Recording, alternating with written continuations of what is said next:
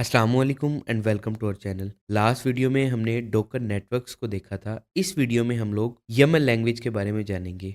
अगर आप DevOps, cloud, docker, Kubernetes, आंसिबल या कोई भी ऑटोमेशन टूल यूज़ कर रहे हैं तो यमल आपकी ज़िंदगी बहुत आसान कर देती है। यमल को हम एक कॉन्फ़िगरेशन लैंग्वेज के तौर पर यूज़ करते हैं। आप कह सकते हैं कि ये एक सेटिंग फ़ाइल लिखने की ज़ुबान है। इसमें आप सिस्टम को बताते हैं कि क्या चलना है और कैसे चलना है। यमल का फुल फॉर्म होता है Yamal is not markup language. नाम थोड़ा अजीब है लेकिन कॉन्सेप्ट बहुत सिंपल है। यमल बेसिकली ह्यूमन रीडेबल और क्लीन फॉर्मेटिंग वाली लैंग्वेज है। अब आप सोच रहे होंगे कि इस काम के लिए तो और भी बहुत सारी लैंग्वेजेस हैं, जैसे जेसन है, एक्सएमएल है, ये भी कॉन्फ़िगरेशन भेजने के लिए इस्तेमाल होती हैं। तो यमल क्यों? यमल ऐसे लिखी जाती है जैसे आम इंसान लिखता है, कोई एक्स्ट्रा सिंबल नहीं, कोई भी ब्रैकेट्स नहीं। आपकी टीम का कोई भी मेंबर फाइल को ओपन करके फ़ौरन से समझ सकता है कि क्या लिखा हुआ है इसके अंदर। इसके अलावा हर डेवऑप्स के लिए ये इसलिए भी ज़रूरी है कि कुबरनेटिस, डोकर कंपोज़, आंसिबल ये सब यमल को इस्तेमाल करते हैं। अब चलते हैं और यमल के रूल्स को देखते हैं। यमल में जो इंडेंटेशन है वो टैब से नहीं होती, वो स्पेसेस यूज़ करती हैं। बेसिकली यमल लैंग्वेज को की वैल्यू पेयर में लिखा जाता है, जैसे कि आप देख रहे हैं यहाँ पे name Sufiyan, age 25, country Pakistan. ये यहाँ पे की वैल्यू पेयर को यूज़ कर रहा है। और यहाँ पे आप देख रहे होंगे नेम के बाद जो कॉलन है इसके बाद थोड़ी-सी स्पेस है। ये स्पेस देना ज़रूरी है, एक स्पेस देना यहाँ पे ज़रूरी है। तो जब भी आप की वैल्यू पेयर को यूज़ करेंगे तो की कॉलन और उसके बाद एक स्पेस देके देन वैल्यू लिखेंगे। इसी तरह ही आप यमल में लिस्ट भी बना सकते हैं, जैसे कि आप सिटीज़ की लिस्ट बनाना चाहते हैं अगर सिटीज़ में लाहौर, कराची, इस्लामाबाद, तो इसको आप नेक्स्ट लाइन में और 2 स्पेसेस डाल के देन एक डैश डाल के लिख सकते हैं। लिस्ट के लिए हम जो यूज़ करते हैं वो ये डैश है। तो जैसे आप यहाँ पे देख रहे हैं कि सिटीज़ पहले लिखा है और इसके अंदर नेक्स्ट लाइन में 2 स्पेसेस डाल के ये इंडेंटेशन बहुत ज़रूरी है।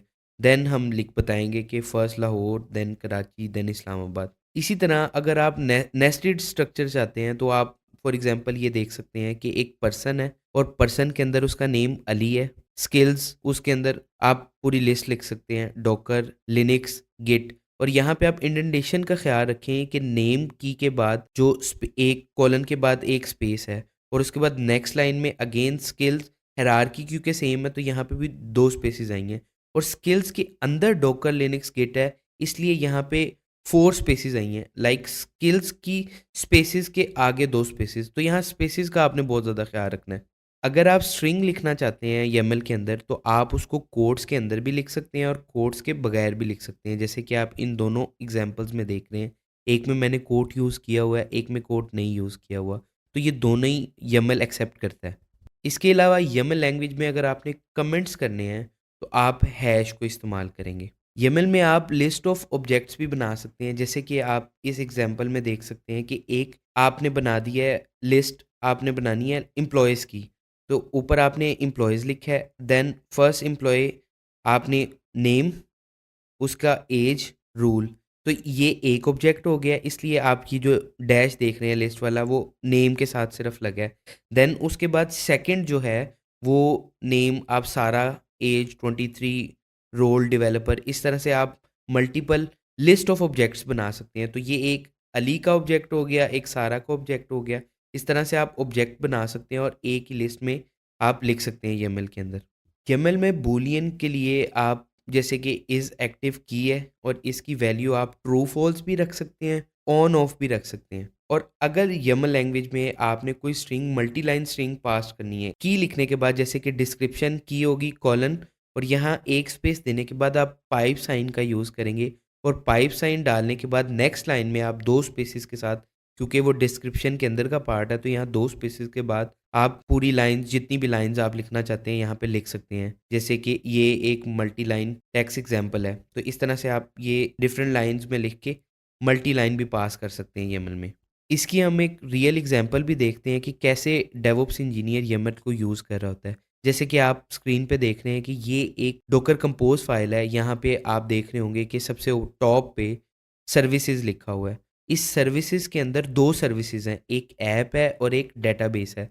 और ऐप के अंदर का पार्ट क्या है, इमेज और पोर्ट्स के अंदर पूरी लिस्ट यूज़ हो रही है। अभी तो यहाँ पे ये एक मैंने पोर्ट लिखी हुई है 8000, और इस तरह मैं मल्टीपल पोर्ट्स भी डिफरेंट, ये पूरी लिस्ट है तो मैं मल्टीपल पोर्ट्स भी यहाँ पे अलाउ करवा सकता हूँ। इसी तरह ही डेटाबेसेस में इमेज, आगे उसका इमेज की है और उसका आगे वैल्यू दी हुई है। देन इन्वायरमेंट है, और इन्वायरमेंट के अंदर मैंने एक की वैल्यू पेयर के थ्रू पासवर्ड स्टोर किया हुआ है। तो इस तरह से डेवऑप्स इंजीनियर YAML फाइल्स को लिखते हैं। आप जेसन, एक्सएमएल और YAML इन तीनों फाइल्स को भी कंपेयर कर सकते हैं कि किस तरह एक ही काम ये तीनों लैंग्वेजेस कर रही हैं। लेकिन आप देख सकते हैं कि आपको एक्सएमएल में टैग्स को यूज़ करना पड़ रहा है, जेसन में आपको एक्स्ट्रा ब्रैकेट्स को यूज़ करना पड़ रहा है, लेकिन YAML के केस में कोई टैग्स भी नहीं है, एक्स्ट्रा ब्रैकेट्स भी नहीं है। तो इस तरह से हम ह्यूमन रीडेबल लिख के कॉन्फ़िगरेशन टूल को भेज सकते हैं। इसीलिए YAML हर जगह यूज़ होती है, कुबरनेटिस फाइल्स में, डॉकर कंपोज में, आंसिबल प्लेबुक्स में, गिटहब एक्शन में, CI/CD पाइपलाइंस में। इसलिए हर डेवऑप्स इंजीनियर को YAML लैंग्वेज सीखना बहुत ज़रूरी है। उम्मीद है आप लोगों को YAML लैंग्वेज की समझ आ गई होगी। मिलते हैं नेक्स्ट वीडियो में। नेक्स्ट वीडियो में हम लोग डॉकर कंपोज फाइल्स किस तरह लिखते हैं यूजिंग YAML, ये देखेंगे। तब तक के लिए अल्लाह हाफ़िज़।